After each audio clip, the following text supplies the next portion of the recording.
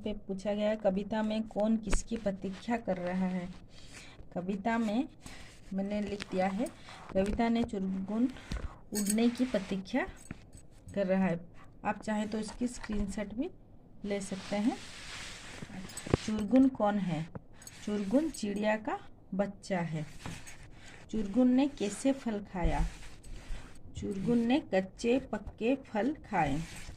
इस कविता को किसने लिखा है? हमें तो पहले से ही पता है, हरिवंश राय बच्चन जी ने इस कविता को लिखा है। यहाँ पे लिखी, ये तो मौखिक आ जाता है, कोई स्कूल में लिखने को भी कहते हैं, और अब लिखित है। चुरगुन अपनी माँ से कौन सा सवाल पूछता है? चुरगुन अपनी माँ से पूछता है कि क्या उसे उड़ने आया? नहीं चुरगुन तू भरमाया। ये वाक्य कौन किसे कहता है? यही वाक्य चुरगुन की माँ चुरगुन को कहता है। चुरगुन क्यों नहीं उड़ सकता? चुरगुन नहीं उड़ सकता क्योंकि वह अभी छोटा है। चुरगुन ने घोंसले से निकलकर क्या क्या देखा है? चुरगुन ने घोंसले से निकलकर डाले, पत्ते, कलियां, फूल देखा है। और यहाँ पे पूछा भी गया है कि क्या सुना है। उसने पत्ते की आपस में बातें करते और नीले गगन की पुकार भी सुना है।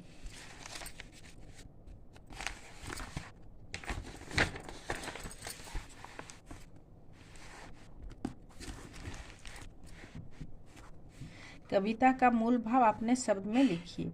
हम इसे अपने शब्द में लिखेंगे। कविता में दर्शाया गया है कि चिड़िया का बच्चा की नया विषय पर जानने की बेहद जिज्ञासा है, और मगर उसकी माँ उसे पूरी तरह से प्रस्तुत करती है आगे बढ़ने के लिए। और नेक्स्ट में हमारा शॉर्ट क्वेश्चन आ जाता है, जैसे कि यहाँ पे कहा गया है निम्नलिखित प्रश्नों के लिए दिए गए उत्तर का सही विकल्प चुनिए। आपस में बातें कौन करते हैं? पक्षी, पत्ते, वृक्ष। यहाँ पे होगा पत्ते। घोंसला छोड़कर बाहर कौन आया है? चुरगुन। चुरगुन ने कैसे फल खाए? चुरगुन ने, यहाँ पे होगा कच्चे और पक्के फल खाए हैं। ऊपर उठकर क्या जानी? उसने ऊपर उठकर फुनगी। इसका सही आंसर होगा फुनगी। पौधे का सबसे नीचे का भाग कौन सा है? जड़ होता है। नेक्स्ट में दिया गया है यहाँ पे संयुक्त व्यंजन।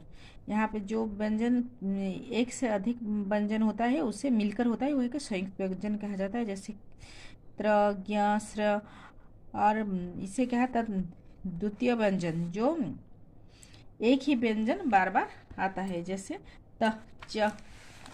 इसके बारे में अब देखते हैं शॉर्ट क्वेश्चन।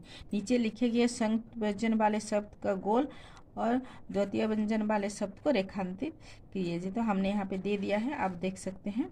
शिक्षा गोल, चरित्र गोल, यहाँ पे रेखांकित, प्रसन्न अंडरलाइन किया गया है, आप देख सकते हैं। अश्रु, बड़प्पन। अब ख नंबर, नीचे गए दिए गए शब्द में सही निशान लगाइए। ये सिनोनोमी है। पेड़ का सिनोनोमी है तरु, और बिटप वृक्ष मूल नहीं है। बिहक का है पंछी, पक्षी, खग।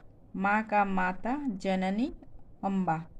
सवेरा का प्रातः, भेर, प्रभात। और फूल का है कुसुम, पुष्प, सुमन।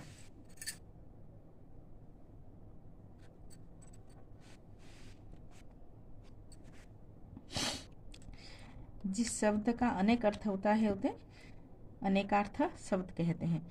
जैसे यहाँ पे दिया गया है चुरगुन डाल पर बैठा था। डाल का अर्थ होता है डालना और टहनी, एवं इसका अर्थ है टहनी। चुरगुन ने कच्चे पक्के फल को पहचाना। परिणाम है खाने वाला फल।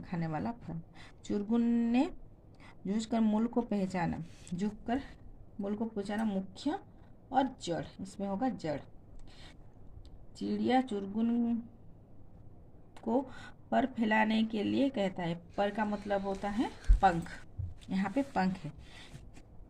पर का मतलब भी परंतु है, मगर यही जगह पे ये पंख का अर्थ क्रिएट कर रहा है, तो हम पंख ही कहेंगे।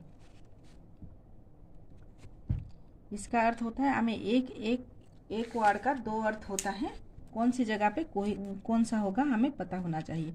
ये संस्कृत का एक शब्द है जिसका परिवर्तन रूप हिंदी में प्रयोग किया गया, तो उसे तद्भव कहते हैं। और संस्कृत का ही हम लोग डायरेक्ट लिखेंगे तो उसे तत्सम शब्द कहते हैं। जैसे कि यहाँ पे तद्भव है खेत, घी, जिसका है क्षेत्र, घृत।